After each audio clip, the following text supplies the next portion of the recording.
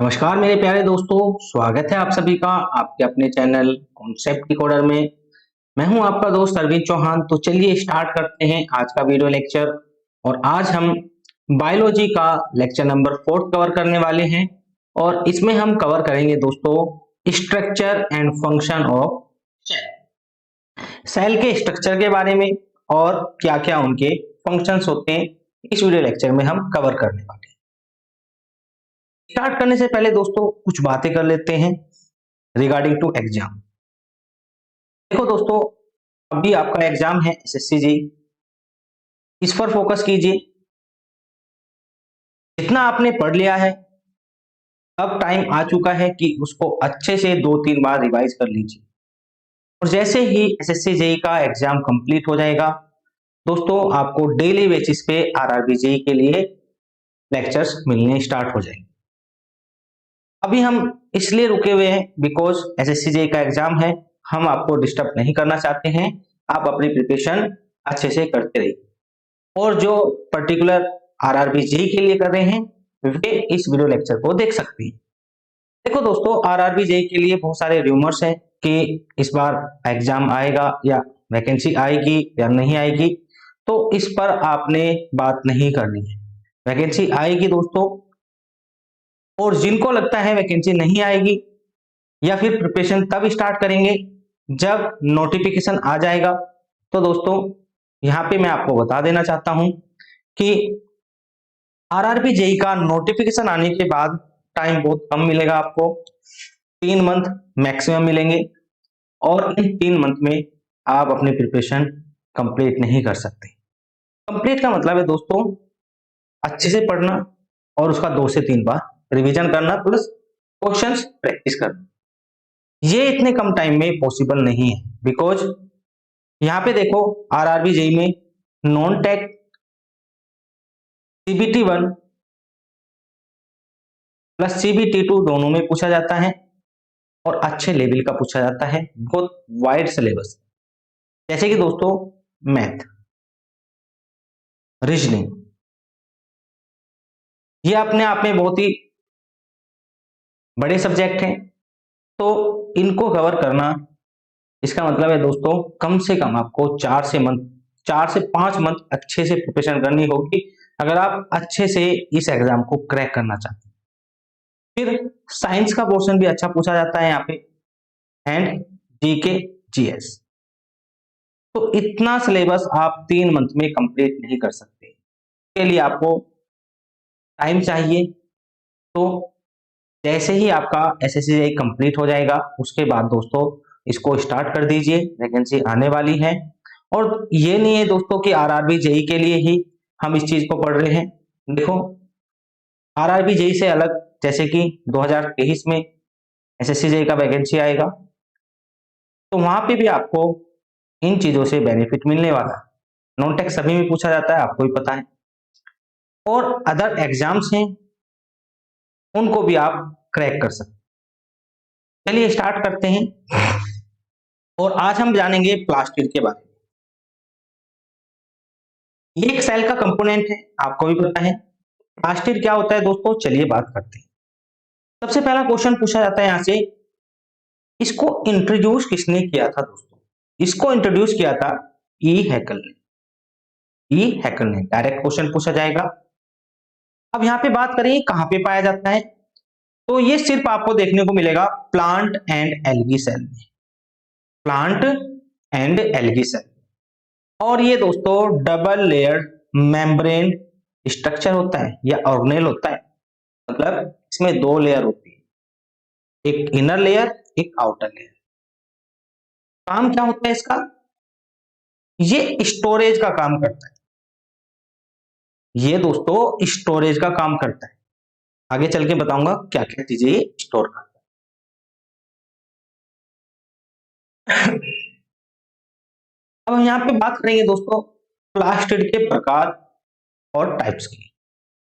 तो इसके 3 टाइप होते हैं। एक होता है दोस्तों ल्यूकोप्लास्ट, नाम याद रखना है आपने, ल्यूकोप्लास्ट। ल्यूकोप्लास्ट दोस्तों कलरलेस होता है, मतलब इसमें कोई भी पिगमेंट नहीं होता है, ये कलरलेस होता है। और ये कहाँ पे आपको देखने को मिलेगा, अकर्स नियर दी न्यूक्लियस। जो न्यूक्लियस होता है, मैंने आपको बताया था न्यूक्लियस ऑलमोस्ट सेंटर में होता है, उसके पास में ही सिचुएटेड होता है leucoplast. In non green cell like roots underground stem इपिस। देखो कलरलेस है, इसका मतलब कहाँ पे होगा ये, जहां पर दोस्तों सनलाइट नहीं पहुंच पाती है, मतलब जैसे कि रूट्स, अंडरग्राउंड स्टेम। ठीक है, ये क्या स्टोर करता है, ये फैट को स्टोर करता है, प्रोटीन को स्टोर करता है और स्टार्च को स्टोर। अब यहाँ पे दोस्तों स्टार्च क्या है, स्टार्च फूड होता है किसका, प्लांट का। कौन सा फूड दोस्तों, रिजर्व फूड। प्लांट देखो जो खाना बनाता है तो उसको रिजर्व करके रखता है, तो उसका रिजर्व फूड क्या है, ये है आपका स्टार्च। कई बार क्वेश्चन पूछा जा चुका है। चलिए आगे चलते हैं। ये तो बात हुई हमारी ल्यूकोप्लास्ट की, आप हिंदी में भी पढ़ सकते हैं इसको। नाउ हम बात करेंगे दोस्तों क्रोमोप्लास्ट की। तो क्रोमोप्लास्ट, इसमें कलर होता है दोस्तों, कैसा कलर होता है, देखो आप देख सकते हैं यहाँ पे लिखा है येलो और रेडिश इन कलर। ठीक है, due to the presence of carotenoid. ये क्वेश्चन कई बार पूछा जा चुका है कि क्रोमोप्लास्ट में कौन सा पिगमेंट होता है, तो आपने बताना है दोस्तों कैरोटीनॉइड। पिगमेंट के कारण ही इसका कलर येलो और रेडिश होता है। ठीक है, और ये कहां पे पाया जाता है, जो प्लांट्स होते हैं उनके कलर्ड पार्ट में पाया जाता है। जैसे कि दोस्तों टोमेटो, टोमेटो में इस कैरोटीनॉइड का जो नेम है वो क्या है दोस्तों, लाइकोपेन है। कैरोट मतलब गाजर में इसको बोलते हैं कैरोटीन, और बीट रूट में दोस्तों ये पिगमेंट कहलाता है बीटा। तो याद रखना है, डायरेक्ट क्वेश्चन पूछा जाएगा। लाइकोपेन पिगमेंट किसमें पाया जाता है, टमाटर में। कैरोटीन कैरेट में, और बीट रूट बीटा में।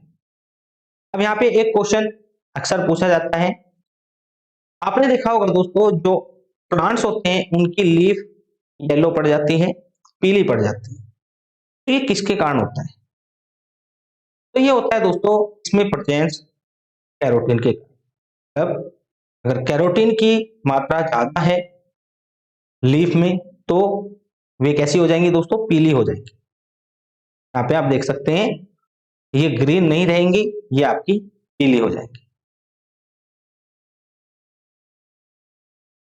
फिर नेक्स्ट आता है इसी में क्लोरोप्लास्ट।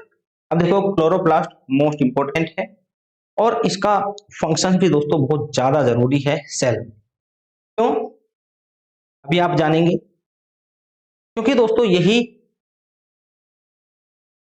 ग्लूकोज को बनाता है, यही क्या करता है दोस्तों, ग्लूकोज को बनाता है। तो ग्लूकोज कौन बनाएगा, क्लोरोप्लास्ट बनाएगा। और फिर ग्लूकोज से ही एनर्जी बनती है, ध्यान रखना है दोस्तों, ग्लूकोज से ही एनर्जी बनाई जाती है। इस एनर्जी को कौन बनाता है, माइटोकॉन्ड्रिया बनाता है।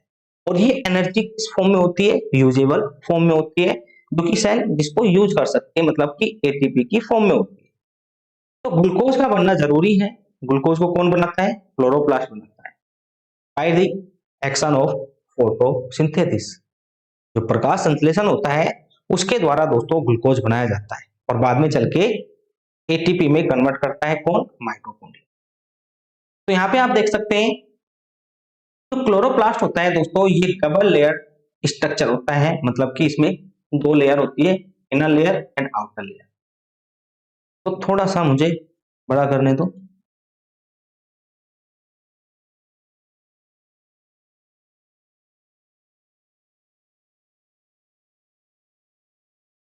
ये है दोस्तों इसका स्ट्रक्चर, आप देख सकते हैं यह है स्ट्रक्चर ऑफ क्लोरोप्लास्ट।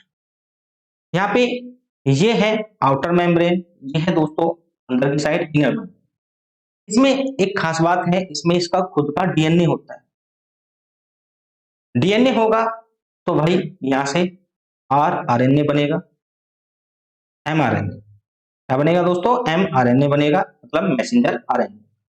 और इसमें दोस्तों राइबोसोम भी होता है, इट मींस ये खुद के लिए प्रोटीन बनाता है। क्योंकि देखो भाई जब ग्लूकोज बनेगा तो उसमें दोस्तों प्रोटीन की रिक्वायरमेंट होगी, तो इसलिए ये अपना राइबोसोम भी रखता है और डीएनए भी।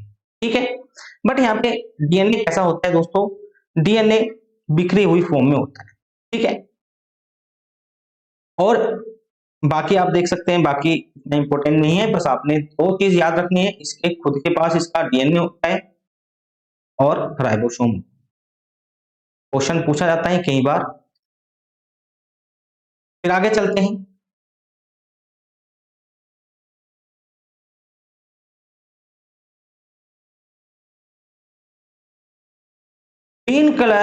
Green in colour due to the presence of chlorophyll.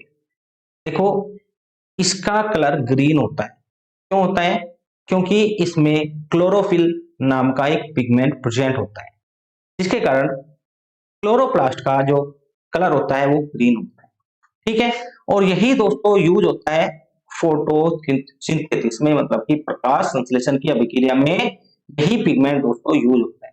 ठीक है, ये एक डबल लेयर या double membrane bound cell organelle है, और इसमें दोस्तों जो राइबोसोम होते हैं वे 70S टाइप के होते हैं और डीएनए मॉलिक्यूल होते हैं। अब देखो, ये कैरेक्टरिस्टिक सेम प्रोकैरियोटिक सेल की कैरेक्टरिस्टिक है। प्रोकैरियोटिक सेल में क्या होता है, ट्रू न्यूक्लियस एब्सेंट होता है, और वहां पे दोस्तों डीएनए बिखरी हुई फॉर्म में पड़ा रहता है, प्लस जो राइबोसोम होते हैं भी 70S के होते हैं।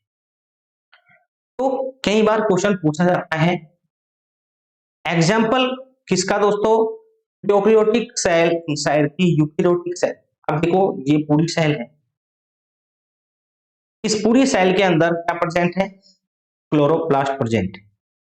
क्लोरोप्लास्ट प्रेजेंट है, तो क्लोरोप्लास्ट क्या है, एक टाइप का प्रोकैरियोट है। तो ये दोस्तों प्रोकैरियोट किसके अंदर प्रेजेंट है, यूकैरियोटिक सेल के अंदर प्रेजेंट। तो क्वेश्चन पूछा जाता है, example of prokaryote inside the eukaryotic cell, तो आपने बताना है क्लोरोप्लास्ट। ध्यान रखना,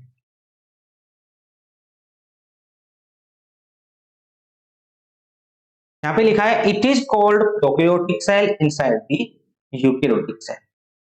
अब यहाँ पे देखो, जो ग्लूकोज बनता है ये कैसे बनता है दोस्तों, तो यहाँ पे हमने दो रिएक्शन पढ़नी होती है, फोटोसिंथेसिस की दो रिएक्शन होती है, एक होती है लाइट रिएक्शन, एक होती है दोस्तों डार्क रिएक्शन। लाइट रिएक्शन में क्या होता है, formation of ATP from sunlight bye chlorophyll in granum. मतलब जो ग्रेनम होते हैं, इस टाइप के ग्रेनम आपने ऊपर देखे होंगे, इस टाइप के ग्रेनम होते हैं, इनको थैलाकोइड बोलते हैं, इसको पूरे को क्या बोलते हैं, थैलाकोइड बोलते हैं। ठीक है, और इन्हीं के बीच में दोस्तों क्लोरोफिल होता है, इन्हीं में ही क्या होता है, क्लोरोफिल होता है। तो क्लोरोफिल क्या करता है, सबसे पहले एटीपी को बनाता है। आप बोलेंगे एटीपी तो कहां पे बनती है, माइटोकॉन्ड्रिया में बनती है। भाई देखो, यहां पर रिएक्शन को कंप्लीट करना है तो उसके लिए एनर्जी की रिक्वायरमेंट होगी। भाई ग्लूकोज बनाना है तो एनर्जी की रिक्वायरमेंट होगी, तो एनर्जी बनाई जाएगी सबसे पहले, तो एटीपी बनती है इसके द्वारा दोस्तों, क्लोरोफिल के द्वारा, किसमें, ग्रेनम में। तो ये तो ही लाइट रिएक्शन। फिर उसके बाद डार्क रिएक्शन में क्या होता है, ग्लूकोज बनती है, डार्क रिएक्शन में ग्लूकोज बनती है। ठीक है दोस्तों, तो ये पूरी रिएक्शन है ग्लूकोज बनने की, आप देख सकते हैं। ये है कार्बन डाइऑक्साइड, ये है दोस्तों वाटर, और ये है क्लोरोफिल पिगमेंट, ये है दोस्तों सन। ये सभी कंबाइन करते हैं और क्या बनाते हैं, ग्लूकोज बनाते हैं और ऑक्सीजन बनाते हैं। ठीक है, ये है कंप्लीट रिएक्शन ऑफ फोटोसिंथेसिस।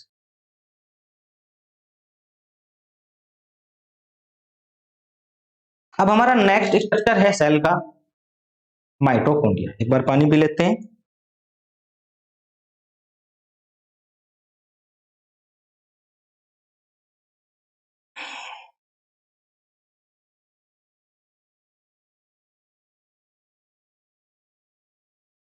चलिए बात करते हैं दोस्तों माइटोकॉन्ड्रिया। तो पहली बात तो ये भी एक डबल लेयर्ड या डबल मेम्ब्रेन बाउंड ऑर्गेनेल है, इसमें भी 2 लेयर पाई जाती है। दोनों की लेयर में डिफरेंस, क्या डिफरेंस है दोस्तों? यहाँ पर जो इनर लेयर होती है वो फोल्डेड होती है, इस टाइप होती है फोल्डेड, क्योंकि जिससे कि ये ज्यादा से ज्यादा सरफेस एरिया मिल सके। और यहाँ पर दोस्तों जब ज्यादा से ज्यादा सरफेस एरिया मिलेगा तो ये ज्यादा से ज्यादा एटीपी बना पाएगा। बात करेंगे कैसे बनाता है। तो यहाँ पे इसका देखो, अंदर की साइड आपने ध्यान रखना है, इसमें राइबोसोम होता है और ये भी 70S टाइप का होता है। और इसका दोस्तों डीएनए होता है सिंपल फॉर्म में होता है, ये आप देख पा रहे हैं सिंपल फॉर्म में इसका डीएनए है। तो सेम जैसे कि क्लोरोप्लास्ट में डीएनए होता है, ऐसा ही इसमें होता है दोस्तों। और ऐसा कि क्लोरोप्लास्ट में राइबोसोम होता है, सेम वैसा ही इसमें होता है। तो ये भी एक कैसा है, ये भी दोस्तों एक प्रोकैरियोट है,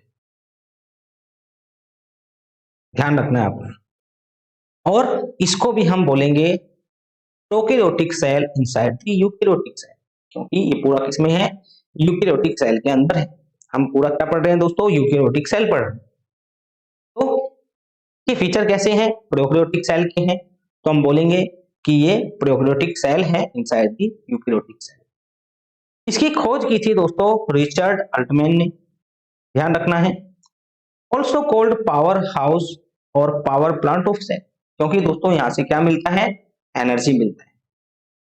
क्या मिलता है दोस्तों, यहां से एनर्जी मिलता है। ठीक है, ये double layer membrane bound organelle है, ये मैं आपको बता चुका हूं।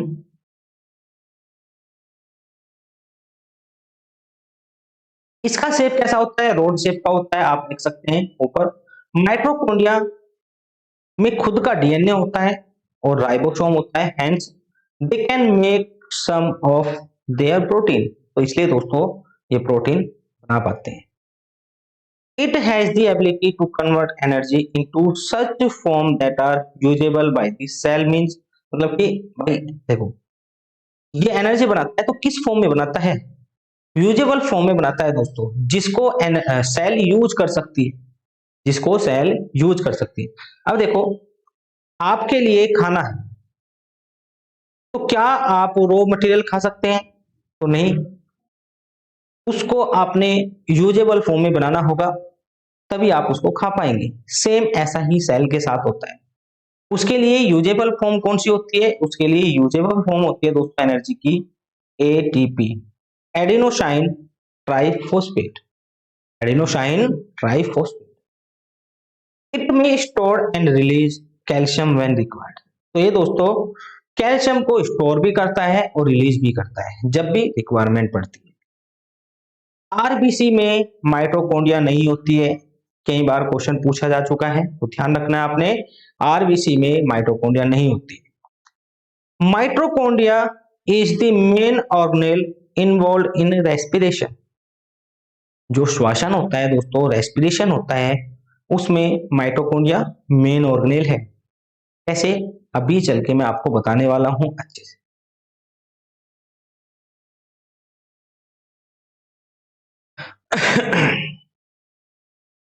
ये मैं आपको बता चुका हूं, माइटोकॉन्ड्रिया क्या है, एक प्रोकैरियोटिक सेल है इनसाइड द यूकैरियोटिक सेल। अब यहाँ पे दोस्तों हम बात करेंगे सेल्यूलर रेस्पिरेशन क्या होता है। सेल्यूलर रेस्पिरेशन का मतलब है माइटोकॉन्ड्रिया में होता है दोस्तों पहली बात तो, और इसमें एनर्जी बनती है एटीपी की फॉर्म में, ग्लूकोज टूट के किसमें चला जाता है दोस्तों, एटीपी फॉर्म में। भाई देखो जब कोई रिएक्शन मतलब जब कोई दो चीजें कंबाइन होंगी तो उनके लिए एनर्जी की रिक्वायरमेंट होती है, तो वहां पे एनर्जी कंज्यूम की जाती है। बट जब कोई कंपाउंड टूटता है तो वहां पे एनर्जी रिलीज होती है। मतलब जब ग्लूकोज टूटेगा दोस्तों सिंपलर सब्सटेंसेस में, तो क्या रिलीज करेगा, एनर्जी रिलीज करेगा, और यही एनर्जी क्या कहलाएगी दोस्तों, एटीपी कहलाएगी। तो सेल्यूलर रेस्पिरेशन कहां पे होता है, ये कई बार क्वेश्चन पूछा जा चुका है। ये होता है दोस्तों इनसाइड दी माइटोकॉन्ड्रिया। अब यहाँ पे दो स्टेप आते हैं, कैसे एटीपी बनती है, दो स्टेप में बनती है। एक होता है दोस्तों स्टेप 1, ग्लूकोज टूटती है पायरुवेट में, ग्लूकोज पायरुवेट में टूटती है, मतलब कि ग्लूकोज किस में टूट जाएगी, दो पायरुवेट के मॉलिक्यूल में टूट जाएगी। और एक पायरुवेट में होता है दोस्तों 3 कार्बन, क्योंकि ग्लूकोज में कितने हैं 6 कार्बन है, तो ये टूट जाएंगे दोस्तों 2 पायरोवेट में, और एक पायरोवेट में होता है 3 कार्बन, मतलब कि 3 दूनी 6 कार्बन कंप्लीट हो जाएंगे। और ये वाली जो रिएक्शन है ये कहाँ पे होती है? ये होती है दोस्तों साइटोप्लाज्म। कहाँ पे होती है? साइटोप्लाज्म में। जिनको नहीं पता साइटोप्लाज्म क्या होता है, एक बार मैं बता देता हूँ। यह है आपका पूरा सेल, यह है न्यूक्लियस, ठीक है, और यहाँ पे है दोस्तों सभी सेल ऑर्गेनेल। तो सेल ऑर्गेनेल जिसमें दोस्तों सस्पेंड होते हैं या जिसमें लाई करते हैं, उसी को क्या बोलते हैं? उसी को बोलते हैं साइटोप्लाज्म, ठीक है। तो स्टेप 1 जिसमें ग्लूकोज टूटता है 2 पायरोवेट मॉलिक्यूल में, वो होता है आपका साइटोप्लाज्म में। उसके बाद पायरोवेट को तोड़ा जाता है दोस्तों, और इसको कन्वर्ट किया जाता है एटीपी, और इसी को बोलते हैं हम सेकंड स्टेप को सेलुलर रेस्पिरेशन। इसको क्या बोलते हैं दोस्तों? Cellular respiration. तो यहाँ पे क्या होता है? यहाँ पे एक कर्व साइकिल चलती है, कर्व साइकिल। ध्यान देना दोस्तों, कर्व साइकिल से कई बार क्वेश्चन पूछा जा चुका है। इससे रिलेटेड है, आपने बताना है सेलुलर रेस्पिरेशन से रिलेटेड है। कहां पे होती है? माइटोकॉन्ड्रिया में होती है। तो कर्व साइकिल में क्या होता है दोस्तों? एक एटीपी बनता है और 2 अदर केमिकल बनते हैं, जिनको आपने ध्यान नहीं रखना है, ठीक है, बट ये दोस्तों जरूरी है, ये 2 केमिकल बनने जरूरी है, क्योंकि यहाँ पे एक एटीपी तो बन चुका है। अब यही 2 केमिकल इलेक्ट्रॉन ट्रांसफर करेंगे टू द इनर मेम्ब्रेन। मैंने आपको बताया था स्टार्टिंग में ही कि इनर मेम्ब्रेन का क्या काम होता है? वो एटीपी बनाती है। तो वो एटीपी की साइट है दोस्तों, जहां पर ये 2 जो केमिकल बने हैं ये अपने इलेक्ट्रॉन को ट्रांसफर करेंगे, और उनसे क्या बनेगी? और बची हुई एटीपी बनेगी। तो एक मॉलिक्यूल तो एटीपी का बन चुका है, और बाकी के कौन बनाएगा? ये 2 अदर केमिकल बनाएंगे, इसमें अटैच हो जाएंगे दोस्तों, इनर मेम्ब्रेन के फोल्डेड स्ट्रक्चर में अटैच हो जाएंगे, और वहां पे दोस्तों बनता है रिमेनिंग एटीपी मॉलिक्यूल। ध्यान रखना है, और इसी रिएक्शन को बोलते हैं हम सेलुलर रेस्पिरेशन, जिसमें कर्व साइकिल चलती है दोस्तों। यहाँ पे देखो, in aerobic respiration, aerobic respiration का मतलब है जिसमें दोस्तों O2 की रिक्वायरमेंट होती है, ऑक्सीजन की रिक्वायरमेंट होती है, ऑक्सीजन के प्रेजेंस में होता है। Full oxidation of 1 glucose molecule can theoretically yield 38 ATP molecules। Simple सा मतलब है, ये क्वेश्चन एसएससी जेईई में पूछा जा चुका है कि एक ग्लूकोज के मॉलिक्यूल से कौन सी रिएक्शन में दोस्तों? एरोबिक रेस्पिरेशन में कितने एटीपी बनते हैं? तो आपने बताना 38 एटीपी बनते हैं। देखो, एक तो यहाँ पे बना, और बाकी जो 37 है वो कौन बनाएगा? ये 2 अदर मॉलिक्यूल्स बनाएंगे या केमिकल्स बनाएंगे।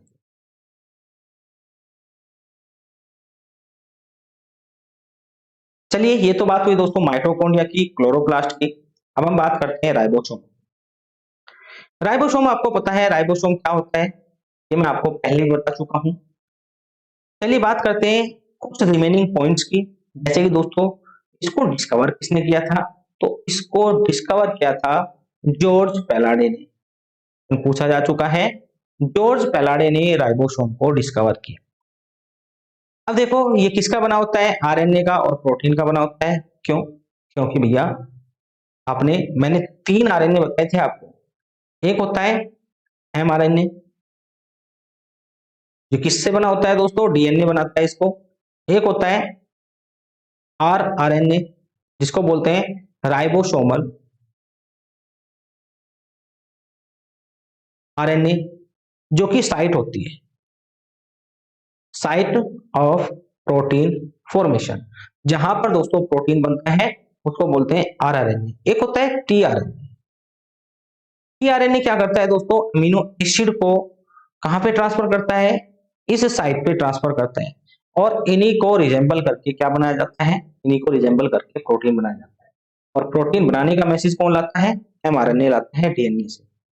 तो डीएनए का जो इंफॉर्मेशन है ये इसमें कॉपी हो जाएगा, ये जाएगा इस साइट पे जहां पे बनना है प्रोटीन, वहां पे बताएगा कि किस टाइप का प्रोटीन बनाना है, और उसके लिए रिक्वायर्ड मटेरियल कौन लेके आएगा, टीआरएनए। रिक्वायर्ड मटेरियल क्या है दोस्तों, अमीनो एसिड है, ठीक है। ये 20 टाइप के होते हैं, ये भी कई बार पूछा जा चुका है। तो यहाँ पे आरएनए का क्या काम होता है, राइबोसोम का क्या काम होता है दोस्तों, प्रोटीन को बनाना, ठीक है। लैक ऑफ मेम्ब्रेन, यहां पर दोस्तों कोई भी मेम्ब्रेन नहीं होती है, इसमें कोई भी मेम्ब्रेन नहीं होती है, कई बार क्वेश्चन पूछा जा चुका है। और एक क्वेश्चन सबसे इंपॉर्टेंट है, it is the smallest cell organelle, cell में जितने भी ऑर्गेनेल है सबसे छोटा ऑर्गेनेल होता है ribosome, also called factory of protein. क्यों दोस्तों, क्योंकि यहीं पे बनता है प्रोटीन। तो ये हमने बात की राइबोसोम की, छोटे छोटे टॉपिक हैं, इनको जल्दी जल्दी कवर करेंगे। फिर बात करेंगे दोस्तों सेंट्रोसोम की। तो सेंट्रोसोम की खोज की थी टी बोवेरी ने, और ये सिर्फ और सिर्फ एनिमल सेल में पाया जाता है, और ये हेल्प करता है सेल डिवीजन में। ये देखो इस टाइप से, ये है सेंट्रोसोम, ठीक है। तो ये सेल डिवीजन में हेल्प करता है।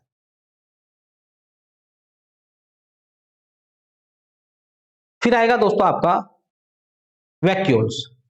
वैक्यूल्स क्या होते हैं, ये स्टोरेज का काम करते हैं, ये स्टोरेज का काम करते हैं, कुछ इस टाइप के होते हैं वैक्यूल, ठीक है। इनमें चीजें जाएंगी अंदर और ये इनको कैरी करेगा और बाहर लेके जाएगा, ठीक है।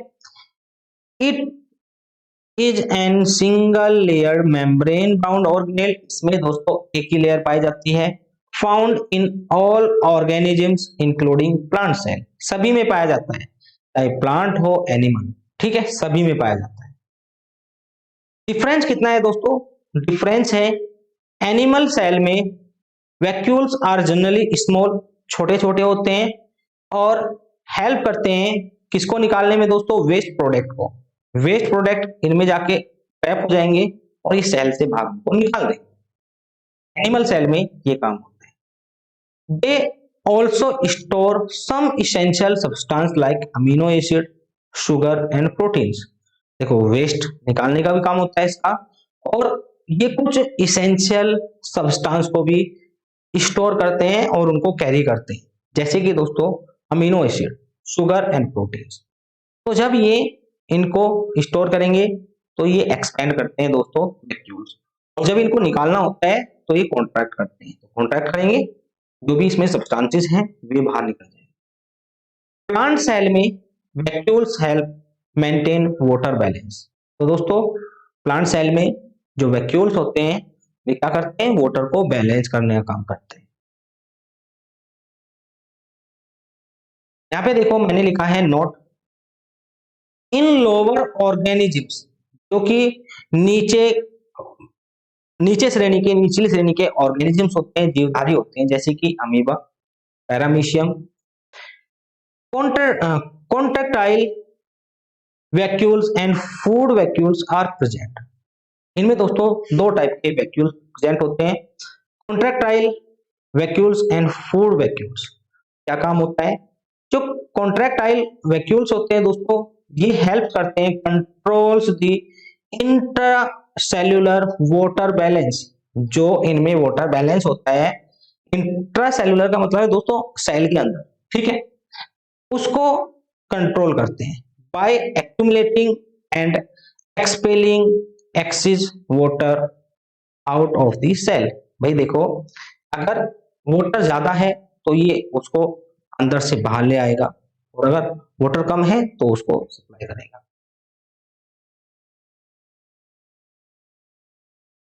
यहाँ पे आप देख सकते हैं, ये है आपका अमीबा का स्ट्रक्चर।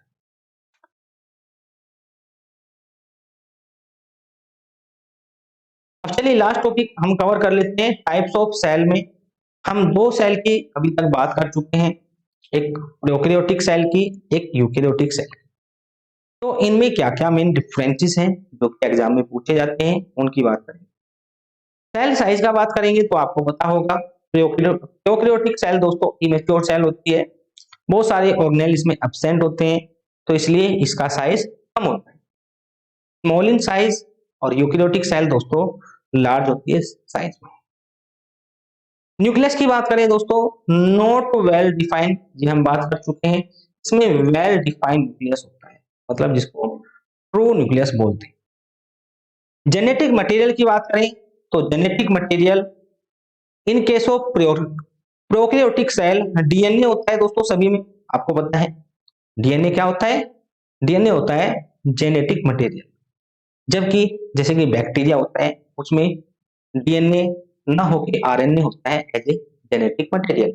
और जेनेटिक मटेरियल के बारे में मैं आपको बता चुका हूं, जो कि जेनेटिक इंफॉर्मेशन को कैरी करता है, जैसे कि दोस्तों जीन, ठीक है। तो डीएनए कैसा पड़ा होता है दोस्तों, सर्कुलर फॉर्म में होता है, ठीक है, and lies free in cytoplasm, क्योंकि भाई इसमें वेल डिफाइंड न्यूक्लियस नहीं होता है, इसमें न्यूक्लियस अच्छे से नहीं होता है या फिर टूटा फूटा होता है, तो जो भी आपका जेनेटिक मटेरियल है ये इसके बाहर, न्यूक्लियस के बाहर जो साइटोप्लाज्म है उसमें लाई करता है।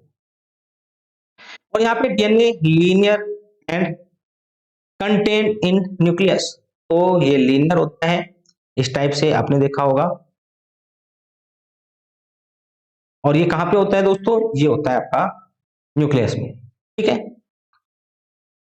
फिर नेक्स्ट डिफरेंस देखते हैं, साइटोप्लाज्म की बात करते हैं। Cytoplasm lack organelle like ER, मतलब साइटोप्लाज्म में क्या क्या चीजें एब्सेंट होती है in case of prokaryotic cell.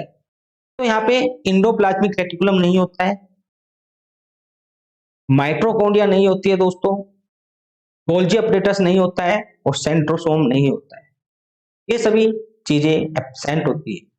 जबकि यूकेरियोटिक सेल में ये सभी चीजें प्रेजेंट होती हैं। अभी हम पढ़ते आ रहे हैं यूकेरियोटिक सेल का स्ट्रक्चर, और इन सभी के बारे में हम पढ़ चुके हैं। वैक्यूल्स दोस्तों, in case of prokaryotic cell sap vacuoles are lacking, gas vacuoles may be present. Sap का मतलब है जो लिक्विड टाइप का सब्सटेंस कैरी करते हैं, स्टोर करते हैं, तो ये इसमें एब्सेंट होते हैं प्रोकैरियोटिक सेल में, जबकि गैस वाले इसमें प्रेजेंट होते हैं, मतलब हो सकता है ये present. In case of eukaryotic cell sap vacuoles are commonly present, sap vacuoles ही दोस्तों कॉमनली प्रेजेंट होते हैं। राइबोसोम की बात करें तो राइबोसोम दोस्तों यहाँ पे 70 एस टाइप के होते हैं, और यूकेरियोटिक सेल में 80 एस टाइप के। इंडोसाइटोसिस एंड, थोड़ा ऊपर करने दो, इंडोसाइटोसिस एंड एक्सोसाइटोसिस। यहाँ पे दोस्तों इंडोसाइटोसिस और एक्सोसाइटोसिस का जो प्रोसेस है वो नहीं होता है। इंडोसाइटोसिस का मतलब है जो फूड है उसको अंदर लेना दोस्तों, मतलब जैसे कि अमीबा करता है फूड को इंडोसाइटोसिस से ही अंदर लेता है, ठीक है। और एक्सोसाइटोसिस का मतलब है बाहर निकालना, सिंपल सा ये मतलब है, ज्यादा इसमें डीप नहीं जाना है। तो in case of prokaryotic cell ये नहीं होता है, जबकि यूकेरियोटिक सेल में ये होता है। सेल साइकिल की बात करेंगे, देखो ये आपको नहीं समझ में आएगा अभी सेल साइकिल, इसको आगे हम समझाने वाले हैं। सेल साइकिल को हम पढ़ेंगे दोस्तों अच्छे से। सेल साइकिल प्रोकैरियोटिक सेल में शॉर्ट होती है, 20 से 60 मिनट की होती है, जबकि यूकेरियोटिक सेल में लंबी होती है, 12 से 24 घंटे की होती है। न्यूक्लियोलस यहाँ पे प्रेजेंट नहीं होता है और यहाँ पे प्रेजेंट होता है। तो ये कुछ बेसिक डिफरेंस थे जो आपको याद होने चाहिए, डायरेक्ट क्वेश्चन पूछे। तो हमने दोस्तों अभी तक कंप्लीट किया है सेल क्या होती है, व्हाट इज सेल, उसके फंक्शन दोस्तों, उसका स्ट्रक्चर, और जो उसके स्ट्रक्चरल पार्ट है दोस्तों उनकी क्या क्या फंक्शन है, ये सभी चीजें हम कवर कर चुके हैं, मतलब कि सेल ऑलमोस्ट हम 80% कवर कर चुके हैं। अभी हमने क्या पढ़ना है दोस्तों, अभी हमने पढ़ना है सेल डिवीजन। बट उससे पहले कुछ क्वेश्चंस हैं, इनको मैं आपको नेक्स्ट वीडियो लेक्चर में कराऊंगा, जो कि सभी इंपॉर्टेंट क्वेश्चन होंगे, 50 समथिंग क्वेश्चंस होंगे। तो चलिए मिलते हैं नेक्स्ट वीडियो लेक्चर में। Thank you for watching. और दोस्तों एक बात बताना आपको भूल ही गया हूं, जो भी पूरा हमारा कोर्स होगा आरआरबी जेई से रिलेटेड, इसमें हम एसएससी जेई को भी इंक्लूड कर रहे हैं, क्योंकि उसमें भी नॉन टेक पूछा जाता है। आरआरबी जेई का हम नॉन टेक पढ़ेंगे, ना कि एसएससी जेई का। अच्छे से पढ़ेंगे सभी चीजों को, और इसमें एएलपी का भी कवर हो जाएगा। ये पूरा कोर्स आपको मिलेगा ऐप पर। इसके लिए आपने ऐप को इंस्टॉल करना है। अभी फी बहुत ही कम है, ठीक है, बट जैसे ही हम प्रॉपर वे में चलाएंगे 15-16 दिन के बाद, उसके बाद दोस्तों इसका फी बढ़ने वाला है। सिलेबस वाइड है, यहाँ पे दोस्तों मेहनत बहुत लगेगी। अभी इन 15-16 दिन में 4 से 5 वीडियो आएंगी, 4 से 5 लेक्चर आएंगे सिर्फ, और जो भी रिमेनिंग टाइम है उसमें हम अपनी जो भी पीडीएफ्स हैं, जो भी स्टडी मटेरियल हैं, उनको अपडेट करेंगे। तो अगर आप हमसे जुड़ना चाहते हैं तो उसके लिए आपने क्या करना है, कॉन्सेप्ट डिकोडर ऐप को डाउनलोड करना है, प्ले स्टोर पे मिल जाएगा, और मुझे मैसेज करना है 9568738917 पर। तो आपको पूरी जानकारी मिल जाएगी रिलेटेड टू दिस कोर्स। चलिए मिलते हैं नेक्स्ट वीडियो लेक्चर में। Thank you for watching.